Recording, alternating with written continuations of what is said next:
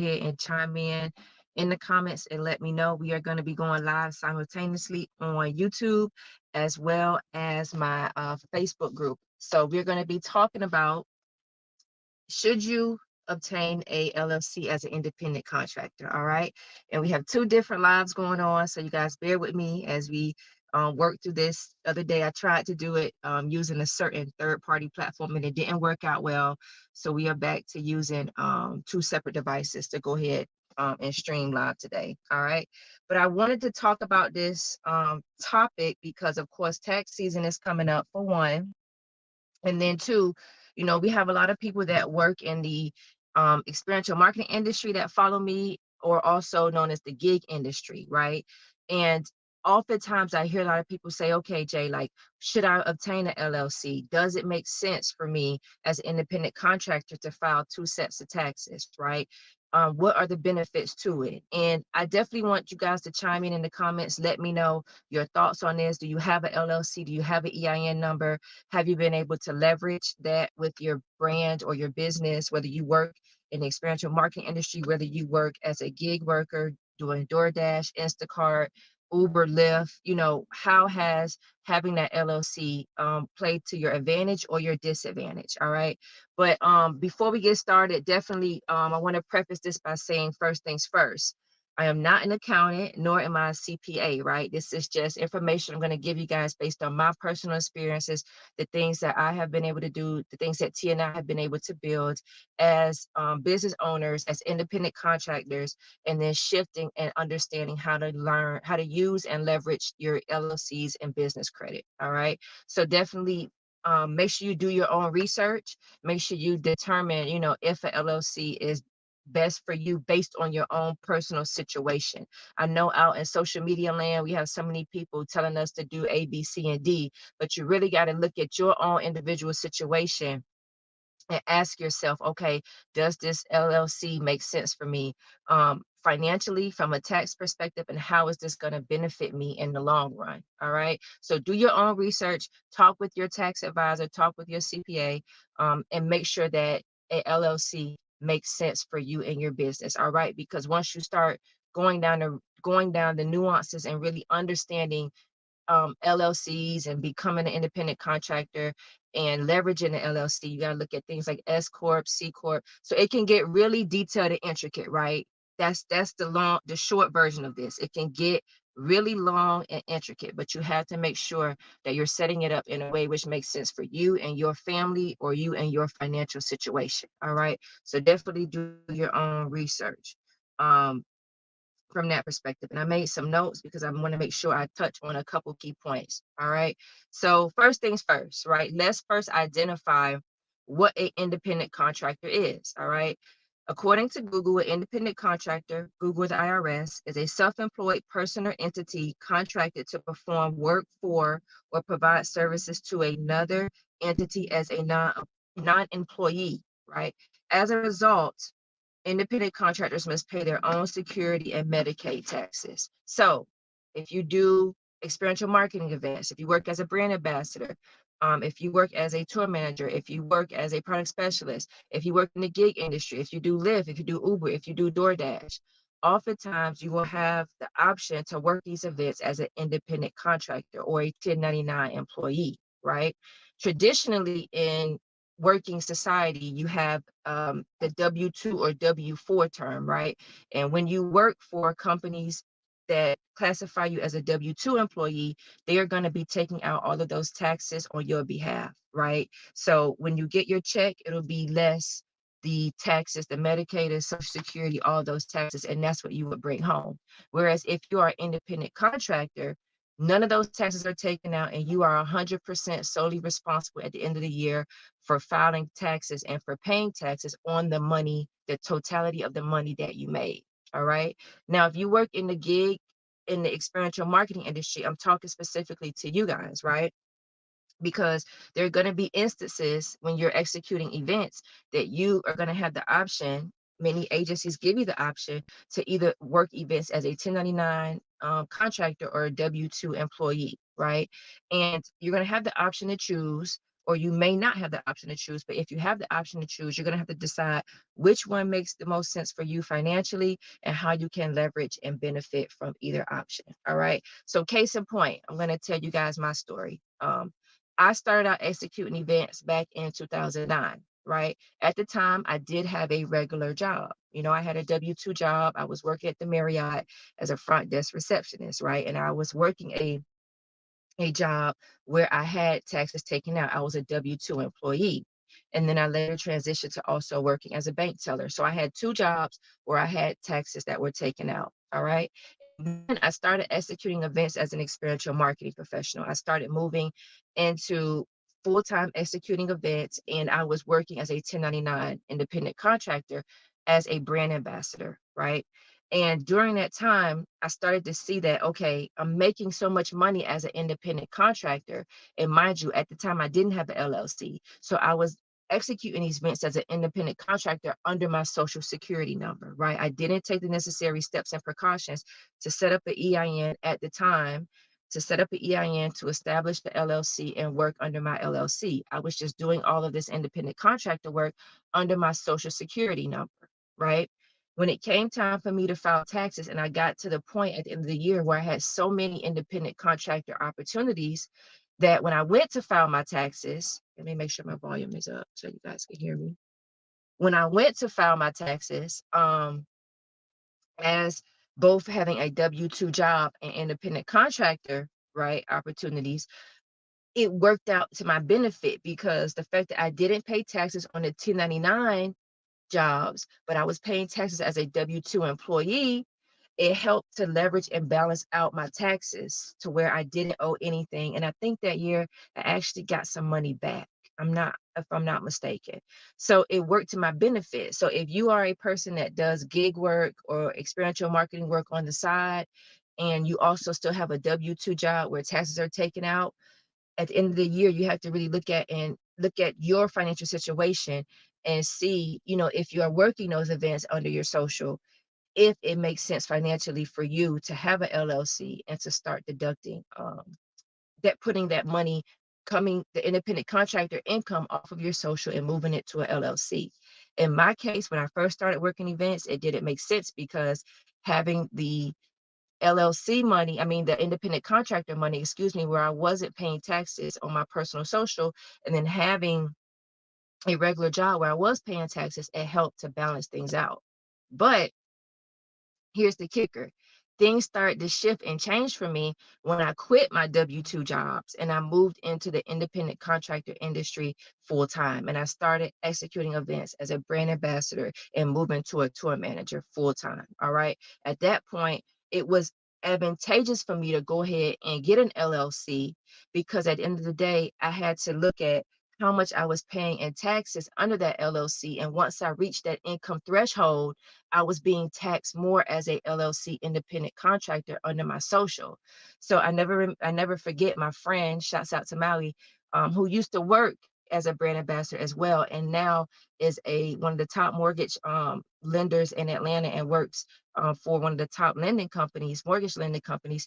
She used to do my taxes, and she said, "Jay, you got to go ahead and get an LLC because at some point it's not going to be advantageous for you to be having to do experiential marketing events under your social, right? It's not going to benefit you. So you have to make sure that you go ahead and get an LLC, and we start treating your business as a legitimate business and you as a legitimate employee of your business so that you're able to obtain things like real estate, business credit, as if you were still a employee of a business, but now you're just treating yourself as a business, right? And once she told me that, the light bulb went off and I was like, okay, I got to shift, right? My mindset and shift how I'm looking at this industry and make this industry work for me, right? As a gig worker or an experiential marketing professional. So the LLC turned out to be to my advantage, right? Because I was able to go ahead, move everything under my EIN, establish a legitimate business, work under my business, and start paying myself as a W-2 employee under my business, right? So what were the advantages of me doing that? For one, I was able to start building business credit, right? For two, I was able to start purchasing property. right? T and I was able to purchase our first property in 2017, using the independent contractor income that we had been making, right? And making sure that over the years, as us executing events, as tour managers, as us working as independent contractors under our business, right, that we were able to take that income and use it to purchase a home. But we had to establish ourselves as employees of the business. What does that mean? Okay, essentially, we had to go in, set up, right? Set up the business, set up the EIN, set up the LLC, right? Then start leveraging the business credit, set up the business banking accounts, go to the lenders, use our personal credit. A lot of people don't like to talk about this, but yes, especially if you have great personal credit, leveraging your personal credit to obtain business credit is essential, because you're going to be able to use that as far as being able to obtain business credit cards and being able to obtain business lines of credit. Because ultimately, you want to be able to take everything off of your personal credit, right? And leverage it and do everything on your business. So when we were executing events, when we would buy food, right? That was under the business. We were using the business credit cards. When we were going out and we had to buy uniforms or have different expenses that you have when you're working in the gig in the event industry, we were able to use our business, right? Our business credit and leverage setting up our business, right? And write off all of that under the business LLC. If we had not established our business, right, when we went to our tax accountant, she wouldn't be able, there's only so much she could write off on the personal side. So that's why I stress, right? This is my personal opinion. Again, it's going to be based on your financial situation. But having that business, having that LLC is so important, because you're going to be able to have the opportunity to write off um, more tax expenses. It's going to help you in the long run in establishing your business. And more importantly, you're going to get to the point where you're going to be able, from a business perspective, use your business credit to purchase cars, to purchase different assets for your business that are not going to show up on the personal side of your credit. So understanding the value, right, of taking all of the gig work that you're doing, whether you have your own business, whether you work for Uber, DoorDash, being able to leverage that is so important. And when we went to our tax accountant, our CPA last year, she was just breaking down how so many people do Uber, so many people do Lyft, and because they established themselves as a business, right, as a set up the LLC and established themselves as a contractor. When they're working these type of events, that they were able to write off the mileage, they were able to take advantage of so much. She showed us the breakdown of one person and how they were able to take advantage of so much by setting up that LLC, right? So not only that, having that business, right, it forces you as a individual to be, you should be more accountable, right? You should be more diligent about your finances. You should be ensuring that your business, from a financial standpoint, stays in the positive, and understanding, okay, if I had a loss this year, how does that benefit me on my taxes, right? Or how can all of this from a business perspective work to help build my brand and long term help me, right, from a financial perspective? So having a LLC, right? Especially if you're doing gig work, especially if you are billing your clients, right? And you are taking in this money from a 1099 perspective, being able to leverage that is so important. And then understanding the nuances. Okay, I'm bringing in this money as a 1099 contractor. How do I then take this money and then use it from a employee standpoint to then start paying myself and generating income, so that when I want to go purchase property, when I want to go purchase a home, you guys, if you don't know, whenever you go to purchase a home or purchase any type of asset, they're going to ask for your tax returns, right? So writing off everything, deducting everything on your taxes is not going to be a benefit to you, especially if you're trying to buy property, if you're trying to buy vehicles, in our case, trying to buy trucks. They're going to look at that and say, okay, you said you made $200,000 on your business, but you wrote off 175,000. So you really only made 25,000 on your business. We're not going to give you a line of credit. We're not going to give you a loan for $150,000 because you wrote off everything, right? So just really sitting down with your tax professional and understanding the nuances of leveraging the LLC is so important. All right. And let me see, I had some notes here. I talked about understanding how to leverage credit. And for us, right, having an LLC has allowed us and afforded us the opportunity to leverage our credit to buy our first truck, right? To be able to buy property, right? So it has so many benefits, and you guys definitely need to do your research and understand how an LLC could work for you, but you have to make sure that you are using it to its advantage. All right. And then also, like I said, the tax write-off benefit. So I say all this to say,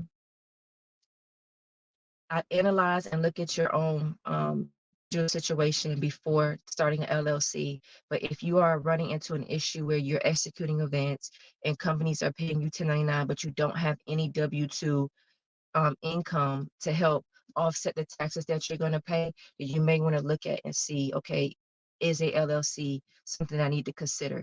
If you are looking to purchase assets, if you're looking to purchase property, if you're looking to set yourself up long term and be able to leverage business credit to build your business, then you may want to consider a LLC. All right. Again, once you get into that world of having an LLC, then the nuances come into establishing an S Corp, C Corp, and that's something that you have to talk with your CPA about. But if you're working in the gig industry, if this is your full-time way in which you are making money, then considering a having a business and not doing everything on the personal side is so important because it's going to help you learn how to separate your business expenses from your personal expenses. It's going to teach you how to make sure that you set yourself up from an income perspective where you have two different channels to where your income is coming in and you're not mixing both. Because when you start getting into loans and trying to establish and buy things, they're going to be pulling your tax returns. They're going to be looking at your bank statements. And if you don't have your things organized and in order, then it's going to be extremely difficult to obtain the things that you desire to build your brand and ultimately your business. All right. So we have been able to take advantage of it and leverage it. But make sure you guys understand the different tax laws in your state. Make sure you are privy to, from a CPA and a tax perspective, how it's going to be of advantage or disadvantage to you. But more importantly, just make sure that it makes sense for your financial situation. But I'm here to tell you guys from personal experience, setting up an LLC and working under my business has been extremely beneficial for both T and I. All right. Definitely drop your thoughts in the comments. Let me know. If you have any questions, drop those as well, and I'll be sure to answer them on the next live. All right. You guys enjoy the rest of your day and be safe. Later.